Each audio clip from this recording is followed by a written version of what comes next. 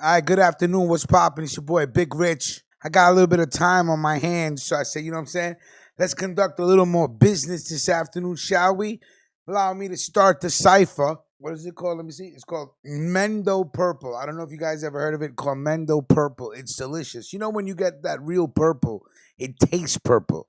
And for my smokers, you know what I'm talking about. When you get that purple, you got that violet flavor that like you could taste the purple, like when you get some really good greens, you could taste the green in it. You know what I mean?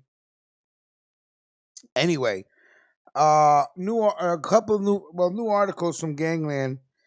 I'm not really feeling a couple of them, but let's do this one for now while I think about how to I just whatever. Sometimes you read articles you don't agree with them. If I don't agree with it, I'm just not gonna fuck with it. You know what I mean?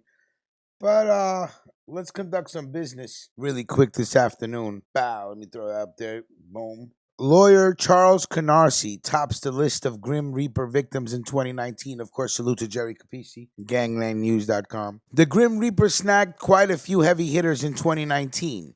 A Gambino family underboss was killed in front of his home.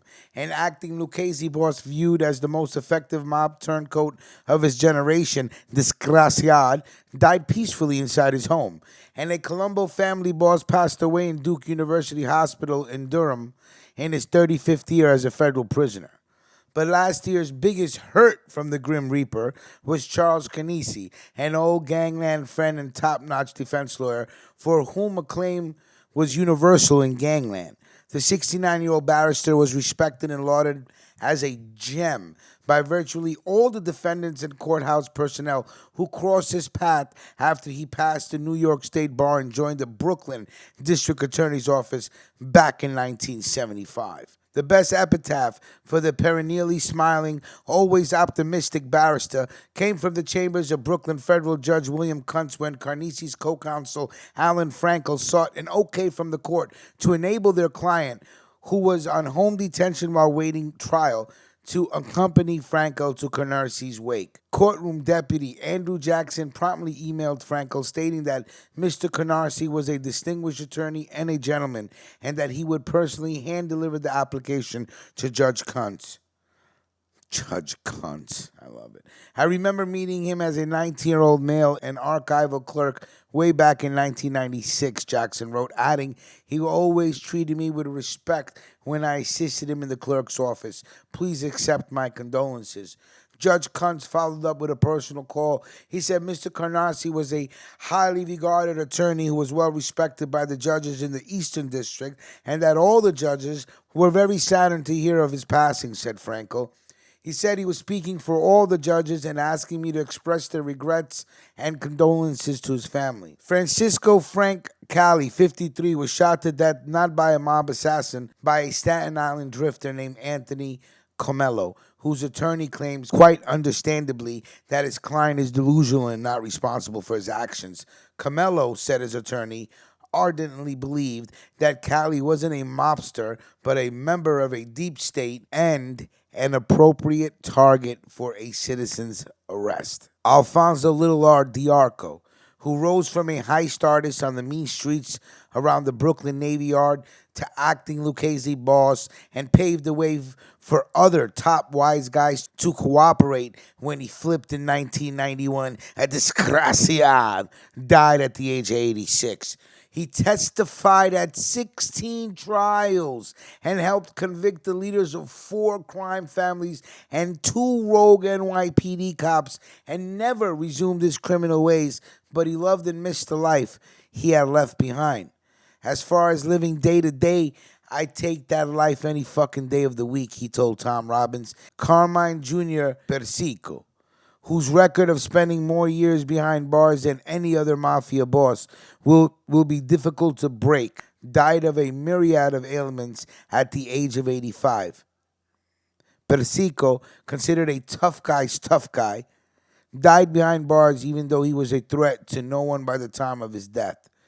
Bureau of Prison officials refused to give him a compassionate release as they were required to under the First Step Act of 2018, said his lawyers Anthony DiPietro and Matthew Motti. They screwed him in every way they could, said Motti. Longtime Devacante soldier James Gallo, who helped Luchese underboss Anthony Gaspipe Casso evade the law for nearly 3 years in the early 1990s, and who copped a plea deal for killing the former publisher of the Staten Island Advance for John Gotti in 1989, also died behind bars this year. Gallo had about 2 years to go on a 25-year prison term. He was 75. When his bail was revoked in 2000 and he began what ended up as a life sentence, Gallo went ballistic when deputy marshals insisted that he remove a religious medal he wore around his neck.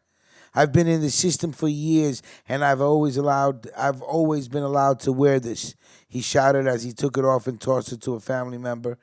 Gallo eventually got the St. Christopher medal back and wore it religiously behind bars, said James Presley, who was released from a West Virginia federal prison in 2016 and was a Gallo cellmate for about 5 years, and who fondly remembered the mobster as a good man to me.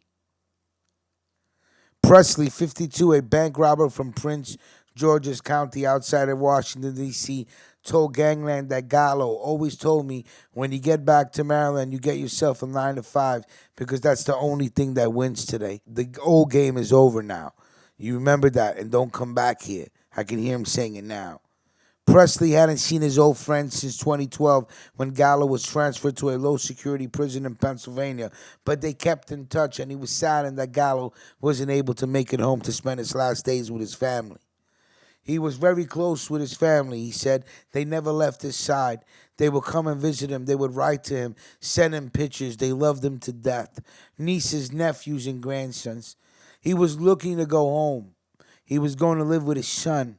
He only had another 18 months to go. He had all that time in and didn't make it. It's too bad. Gallo was survived by his son John, grandsons Anthony and Christopher, several siblings, and many nieces and nephews. He was buried in St. Gertrude Cemetery in Colonia, New Jersey, following a wake at the Leone Funeral Home in Brooklyn and a funeral mass at the St. Athanasius Church in October. Two other good fellows who loomed large on the New York scene also died this year. Aniello Neil Migliori and Anthony T.G. Graziano, one-time administration members of the Luchese and Bonanno families respectively, each passed away at home. Migliori, 85, survived a rub-out attempt in 1992. Graziano, 78, outlived an even worse fate. Mob Wives, the so-called reality show that was created by one daughter and starred a second one and got him ostracized by his peers as a man who couldn't control his daughters. Mob associates Gary Fama and Gerald Schivi Bellafiore each died of natural causes while doing time for bank heists in federal prisons. Fama, 53, had 4 years of a 13-year term to serve for a $5,000 Brooklyn bank robbery in 2011. Bellafiore, 49, was doing 2 years for violating his supervised release for a 2017 burglary of a sidewalk bank vault in Florida while awaiting trial on state court charges for the heist and for assaulting the cop who caught him in the act. All right, so great article. It is what it is. So first of all, salute to Jerry Capisci, right? Mob Story Season 2. You already know how we do. Throw some smoke in the air. Enjoy the rest of your day, gentlemen. I think I'm going to kick back and relax. I may not even go to work today. Let me know what you're smoking on, huh? Don't forget. Like the video. Like the video. Share the video. Like the video. Comment. Share. Like. You know how we do. Monday morning, waking up with Ruckus. 9 a.m. Be there if you roll with the morning crew. All right, salute. We'll talk to you soon.